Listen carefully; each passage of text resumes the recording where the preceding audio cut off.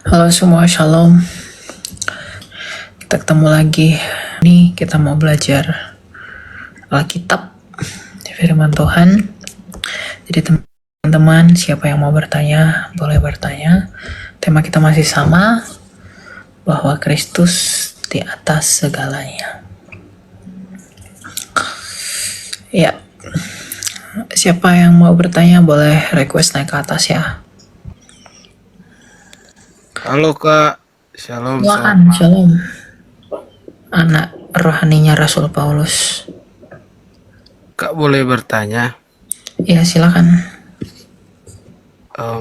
Tomba tanya tentang kalau ada yang banyak yang beredar bahwa orang mati dan hidup lagi, dia mati suri, lalu dia hidup lagi karena bertemu Yesus. Apa itu benar Kak atau tidak? Ya berarti dia belum mati dong. Mana ada istilah mati suri? Berarti dia tidak mati. Dia hanya sedang di masa-masa menjelang kematian tapi tidak mati. Mana ada mati suri? Tapi benar kalau dia mengatakan bahwa dia sudah bertemu Yesus. Bisa jadi kalau dia pada akhirnya percaya Yesus dan dia sungguh-sungguh di dalam Tuhan, tidak ada yang mustahil buat Tuhan. Dia bisa menemui siapapun menurut caranya. Bahkan dia bisa berbicara melalui keledai. Apalagi melalui mimpi. Gampang. Lihat dari buahnya. Tuhan Yesus berkata dalam Matius 7, dari buahnya lah kamu mengenal mereka. Gitu. Ada lagi satu Kak yang saya bertanya.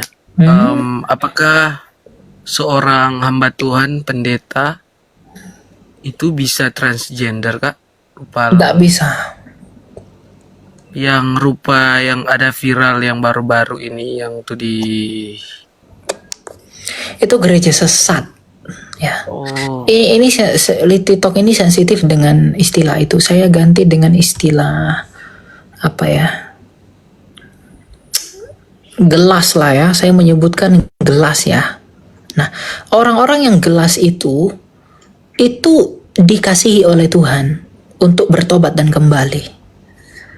Bukan malah diizinkan itu dosanya, enggak. Justru karena itu tidak diizinkan, maka gereja sebagai tempat untuk menampung mereka agar merekanya bisa bertobat di dalam gereja.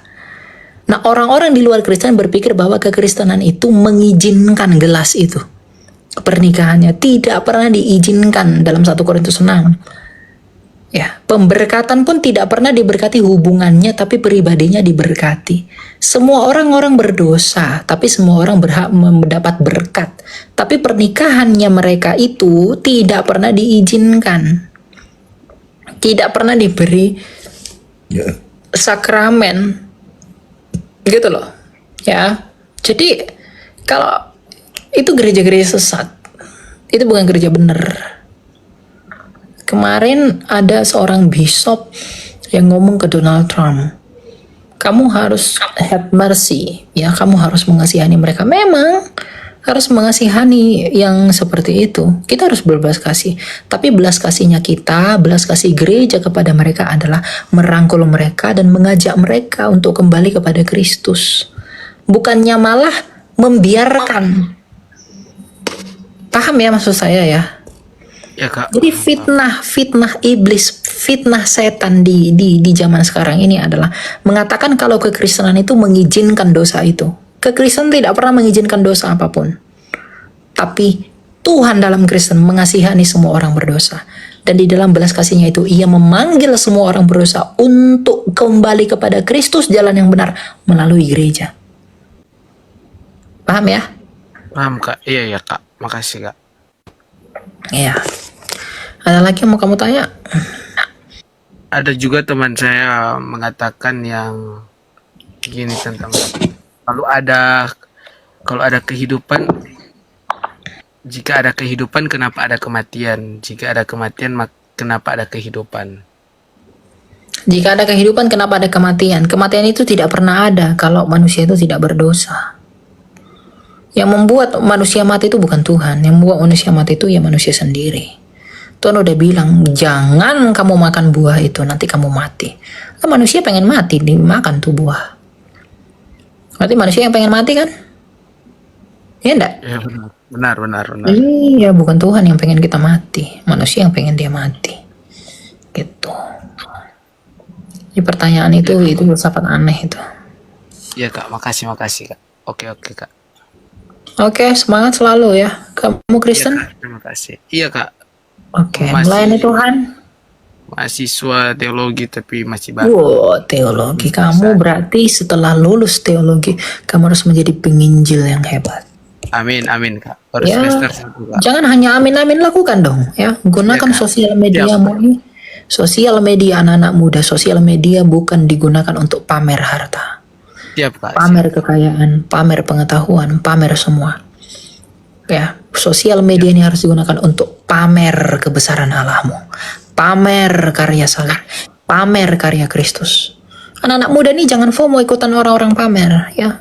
Bos-bos skincare pamer, tas mahal, mobil mewah, apa segala macam itu tidak perlu. Itu semua akan binasa, dimakan rayap. Itu semua kegebuang. Sosial media harus digunakan untuk pamer tentang kebesaran Allah. Barang siapa bermegah, dia harus bermegah di dalam Tuhan, ya. Jadi jangan ada orang-orang muda nih sok-sok hebat ya, merasa saya nih saya udah kerja di perusahaan ini pamer ya, saya ini pamer terus. Tapi Tuhannya nggak pernah dipamerkan, Yesusnya nggak pernah dipamerkan, yang menyelamatkan jiwanya nggak pernah dipamerkan, yang menebus jiwanya nggak pernah dipamerkan. Buat apa? Ya, jadi Betul. Kak Timotius nih sebagai mahasiswa teologi harus menjadi contoh kami yang belum di teologi. Saya nggak sekolah teologi loh. Jadi harusnya saya belajar sama kamu. Saya baru kak. Iya, nggak apa-apa. Berdoa. Ya semangat ya. Terima kasih kak. Oke kak, siap. Tuhan Yesus memberkati. Ya. Tuhan bersama rohmu juga. Gitu. Ya, jadi nih sosial media nih jangan digunakan pamer-pamer keduniawian. Pamerkan Yesus Kristus. Pamerkan Allahmu yang besar itu. Pamerkan kebenarannya, pamerkan hidupnya. Pamerkan Kristusmu, jangan pamerkan duniamu, ya. Itu baru benar. Barang siapa bermegah-bermegahlah di dalam Tuhan. Ini kaya dikit pamer, pinter dikit pamer. Anak muda sekarang, saya juga masih muda sebenarnya, tapi perlawanan tuh perlu ya untuk yang seperti itu ya. Jadi kalian anggap karena aku ngomong gini aku udah tua ya. Aku nggak tua, aku masih 21 tahun. Bilang-bilang aku nanti tua, enggak ada tua ya, masih muda. Jadi yang masih muda, cewek-cewek yang looking for begitu. Ya, you can come closer. Bercanda ya guys ya. Silakan, siapa ini? Mama. Halo Mama. Halo, shalom Kak Elia. Wah, namamu Mama tapi suaramu Papa. Silakan. Kak Elia boleh gak kalau saya tanya lalu saya turun Kak Elia? Karena saya malu. Ngapain malu? Tidak perlu malu. Kalau kamu tanya, kamu tuh dia tidak boleh begitu. Tanya. Mau tanya apa? Saya beberapa kali, mungkin saya bisa dibilang rutin untuk pelayanan, yaitu membawa pujian di gereja.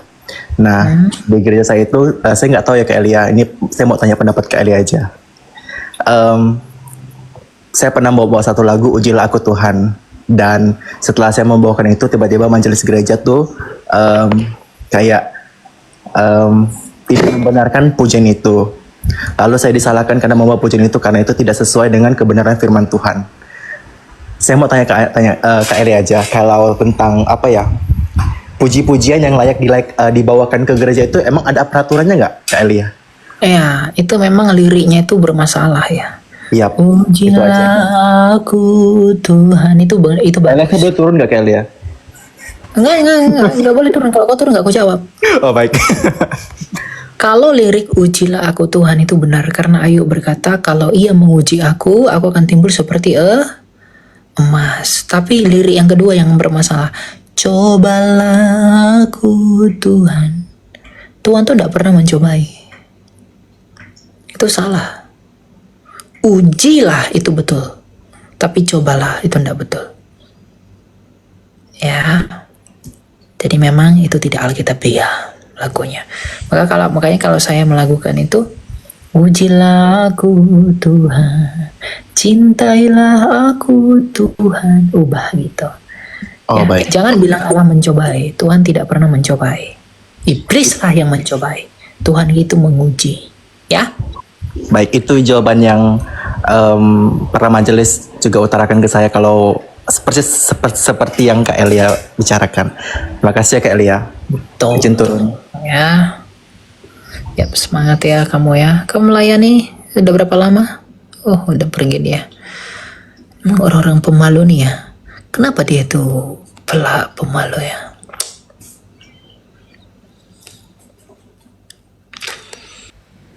Oke teman-teman, kita akan akhiri sampai di sini. Sebelum saya mengakhiri, saya mau berterima kasih dulu kepada Allahku, Allah kita yang hidup, yang memiliki firman dan roh Sang Tritunggal yang kudus. Saya juga berterima kasih buat teman-teman yang udah tap layar, yang udah support dan semuanya segala macam. Tuhan yang memberkati Anda dan melihat pelayananmu. Sebelum kita berakhir, saya mau nyanyikan satu lagu ya. Jangan kita tinggal diam mendengar, berilah terang. Injil Tuhan haruslah kita sebar, berilah terang. Berilah terang, pelita Injil menyanta yang terlelap. Berilah terang, pelita Injil menyanta yang terlelap. Jangan lelah dalam karya kasih-Nya, berilah terang. Berbuah segera dan menangkan jiwa, berilah terang. Berilah terang, pelita Injil menyanta yang terlelap. Berilah terang, pelita Injil menyanta yang terlelap. Manusia-manusia sedang terlelap dengan pikiran mereka yang sia-sia di luar Kristus. Maka kita yang sudah percaya kepada Tuhan Yesus, kita harus menginjili mereka, menyentak mereka dengan semangat Injil, memberi mereka sukacita melalui kehidupan kekal di dalam Kristus. Biarlah kita semua di dalam kehinaan kita, di dalam keberdosaan kita, di dalam ketidaklayakan kita, di dalam ketidakbergunaan kita, biarlah Tuhan memakai kita sebagai bejana untuk kemuliaan namanya. Biarlah Dia yang berbelas kasih, karena sukacita kita hanyalah kasih karunia-Nya saja. Bukan oleh karena itu, terlebih-lebih karena kita memang hidup oleh karena kasih karunia-Nya, sebab Kristus kita telah berkata, di luar aku, engkau tidak dapat berbuat apa-apa. Mari berbuat benar, mari berbuat baik, mari mengasihi Allah, mengasihi sesama, bukan oleh karena kita sendiri, bukan karena kita pengen sesuatu, bukan karena kita mau mengemis sesuatu, tapi karena kita telah melihat salib Kristus yang telah berdiri tegak, yang telah berkorban bagi kita. Mari kita melakukan semua tindakan kita oleh karena salib Tuhan kita.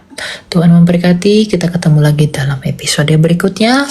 Saya mohon maaf jika ada kesalahan dan tutur kata. Biarlah Tuhan yang bersama kita senantiasa. Tuhan memberkati. Shalom.